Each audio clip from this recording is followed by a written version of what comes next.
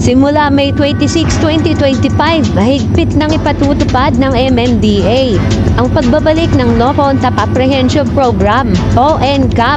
Ano-ano bang lugar ang sakop nito? Sakop nga nito ang mga pangunahing kalsada dito sa Metro Manila, gaya na lang ng Number 1, EDSA, Number 2, Commonwealth Avenue, Number 3, Quezon Avenue, Number 4, C5, Number 5, Roas Boulevard, Number 6, Ortigas Avenue, Number 7, Macapagal Boulevard, at kasama dito ang mga mabuhay lanes. Ano-ano nga ba ang dapat iwasan pag may NCAP para hindi ka magka-violation?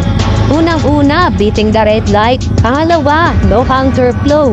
Pangatlo, bawal dumaan sa bike lanes. Pang-apat, no overspeeding. At pang-lima, illegal loading and unloading. Kaya mga kasolo, ingat kayo sa kalsada. Laging i-check ang mga road markings at traffic sign. Para iwas penalty, disiplina ang kailangan. Iwasan maging kamote. Sumunod sa batas trapiko para makaiwas sa mga violations. Ito ay isang muntinang paalala sa ating mga motorista. Kaya hanggang dito na lang. Peace!